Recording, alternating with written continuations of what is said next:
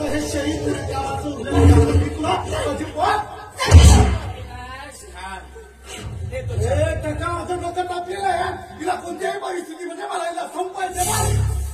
अरे पण ती आधीच मेली आहे, तिला मारून का जेलची हवा काही काही झालं तरी चालेल काका, पण हिला ना कोणत्याही परिस्थितीमध्ये मला संपवायचं. आजपर्यंत कधी तुला वाईट सल्ला दिला? बरं ठीक आहे काका, तुम्ही एक काम करा, तुम्ही तुमच्या हाताला संपवायचं. हा मी मार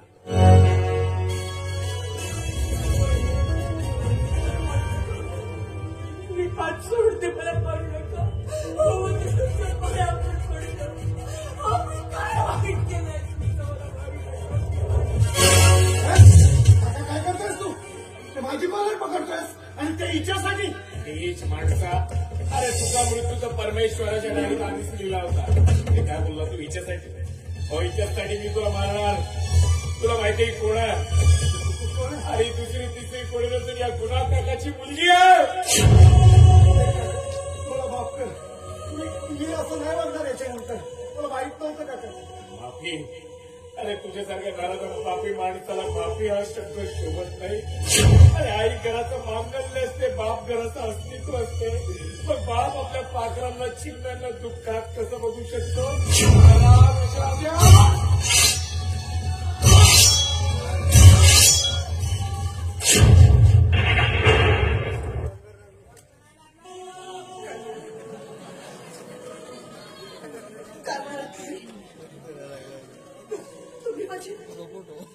माझे बाबा मी तुझा बाप आहे का? खरं तरी सांगताना सुद्धा मला लाज वाटतं मी बाप आहे म्हणून. पण मी बाप नसून एक नराधम साप आहे, जो आपल्या मुलीच्या आयुष्यात फक्त दुःख आणि विष करू शकतो. खूप पापी आहे मी. हे कसं काय शक्य आहे? कारण ही खाण्याची मोडी माझ्या मामाच्या तळहातावर झाली आणि माझ्या मामाने मला सांगितलं होतं की माझी आई वडील या जगात नाही आहे.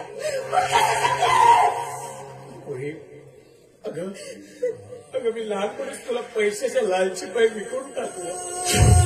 खरं तर त्याच वेळी जर मी मेलो असतो ना पोरी, तर तुझ्या आयुष्याचं वाईट करायचं दुर्भाग्य बापाच्या नशिबी लाभलंच नसतं.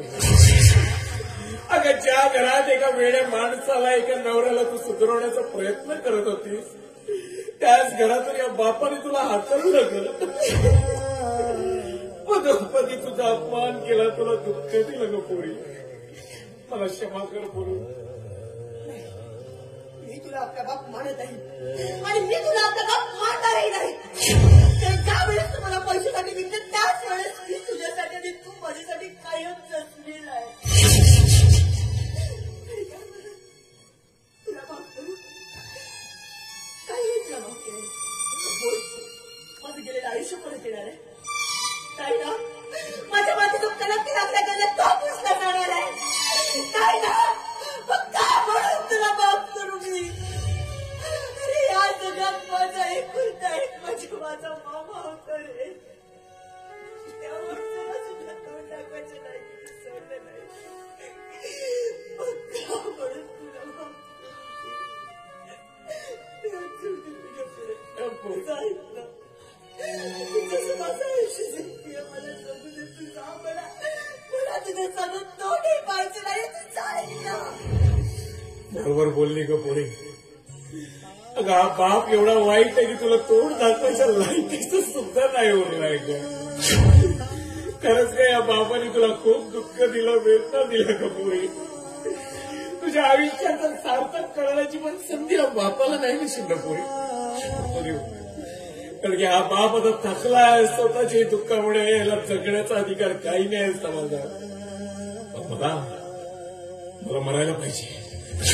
मी माझ्या मुलीचा संसार उद्ध्वस्त केला, तिला त्रास दिला, तिला वेदना दिल्या, मी तिला छळलं. मला मरायला पाहिजे. मी मरायला पाहिजे. काही अधिकार नाही समाजात. मी मरायला पाहिजे.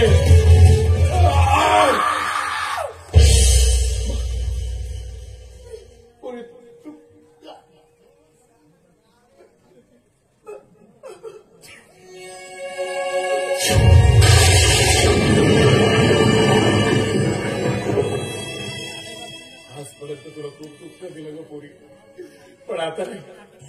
आता बाप तुला रडून नाही देणार ग. आजपर्यंत तुला खूप त्रास दिलाय बापांनी. त्या प्रतापराव मोहिते यांच्या घरी सून म्हणून तुझा बाप तुला हक्क मिळून देणार, तुला नव्याने मान सन्मान ओळख हा तुझा बाप मिळून देणार कोणी. आणि या कामात आपल्याला मदत करणार तो एकनाथ कुठे मला माहितीये कोणी. अगं तो खूप चांगला माणूस आहे का, त्याला पण मी फार दुःख दिलं.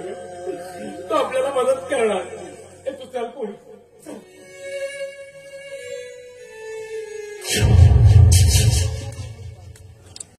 मित्रांनो, तुम्हाला व्हिडिओ आवडला असेल तर व्हिडिओला लाईक करायला विसरू नका व झाडीपट्टीमधील नाटक व इतर कार्यक्रमाचे व्हिडिओ बघण्यासाठी झाडीपट्टी मिनगिरे या चॅनलला सबस्क्राईब करा व बेल आयकॉन दाबायला विसरू नका, जेणेकरून नाटकाचे संपूर्ण व्हिडिओ तुमच्यापर्यंत लवकरात लवकर पोहोचतील. धन्यवाद.